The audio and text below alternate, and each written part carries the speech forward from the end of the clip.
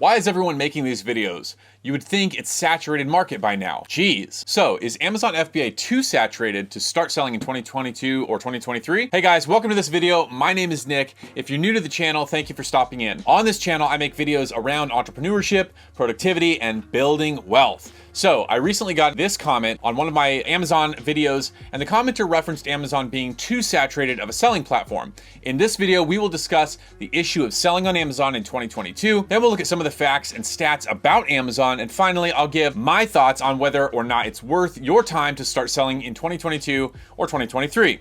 Normally, I would stay away from this topic since I don't sell on Amazon anymore because, as many of you know, I got banned from selling on Amazon.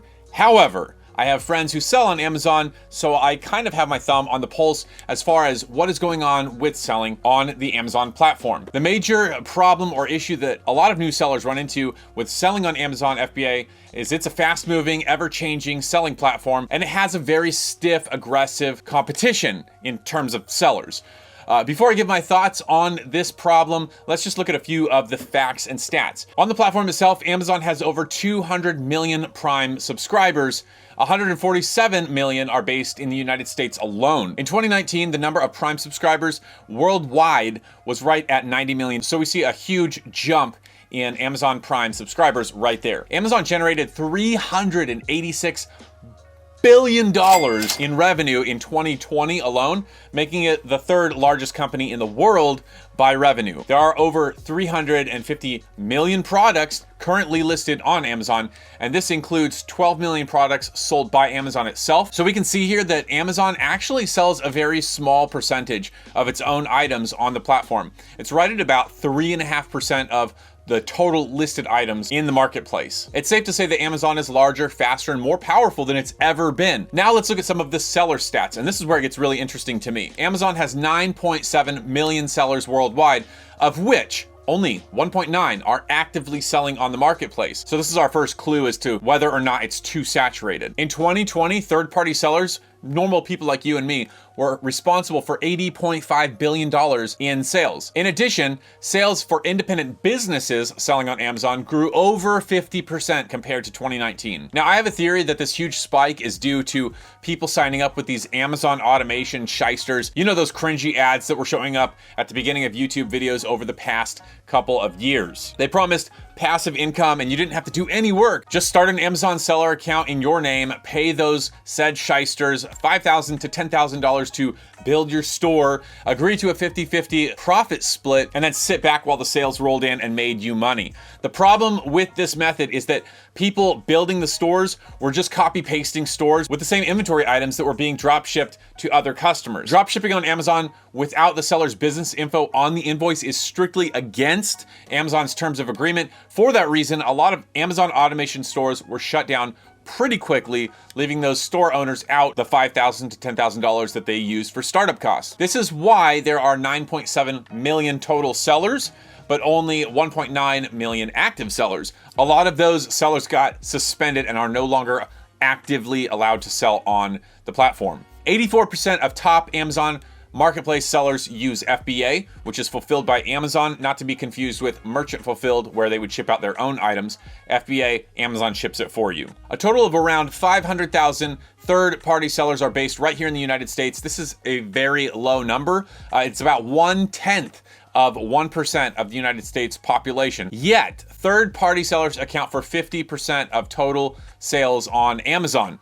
More than 130,000 third-party sellers surpassed $100,000 in sales. Now, I know there's a lot of information here, but if you're anything like me, you see a lot of opportunity. Before we get into my thoughts, if you're getting value out of this video, please be sure to drop a click on that like button. It'll help the YouTube algorithm push this video to more people that may find it valuable. Thank you. So after looking at the recent stats, I do have some thoughts that I think you may find helpful if you are one of those people looking to start selling on Amazon this year or next year. And in regards to my thoughts, we're looking specifically at selling books, used books, new books, whatever, on Amazon.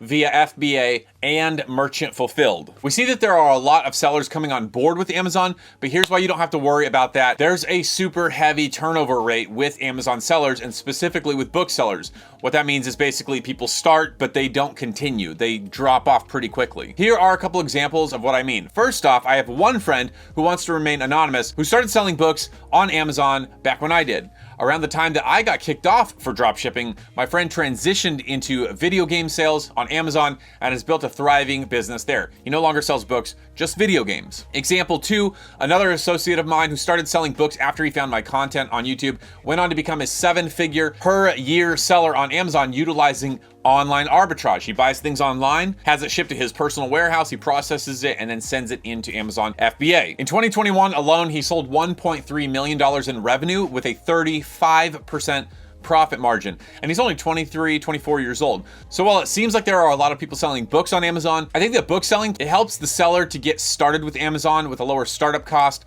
helps to learn the platform, to build a strong seller reputation so that they can then become ungated in other categories and brands. Then they can transition into other areas that are far more profitable than just selling books. Now, in the past, I taught people that they should only sell via FBA fulfilled by Amazon, which back then was mostly the right move.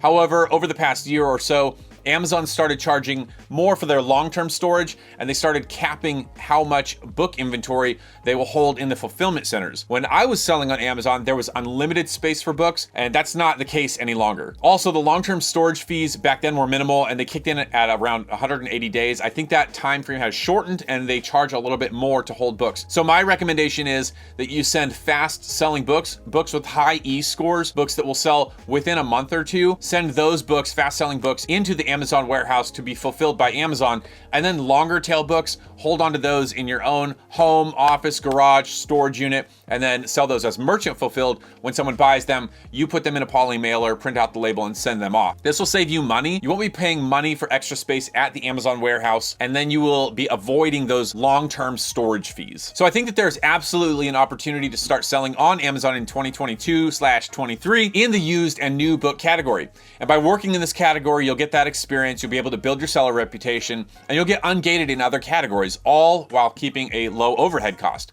Now, I think that there are some challenges to consider specifically when it comes to selling books on Amazon, mainly where you'll get your inventory. In a lot of metro areas, larger metro areas, the large thrift store chains, not saying any names, have created their own Amazon bookstore accounts, and they actively scan books in the back room. So from what I have been told by active booksellers is sourcing books at the thrift store tends to be, overall, kind of a no-go. This is just a broad statement. Obviously, if you can find a thrift store that has a healthy book selection and they don't have an active seller account, definitely try to find profitable books there. Here are a couple ideas to help you find sellable books for your Amazon business. First off, look for library sales or friends of the public library sales. Use booksellfinder.com to find book sales in your area. It's totally free.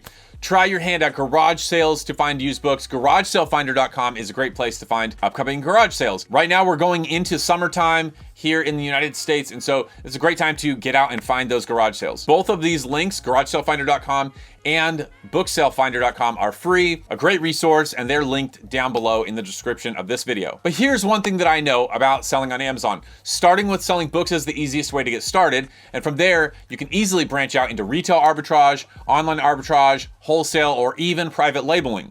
If you're interested in learning how to sell books on Amazon, you can check out this video right here. Thank you for watching, and I'll see you on the next one.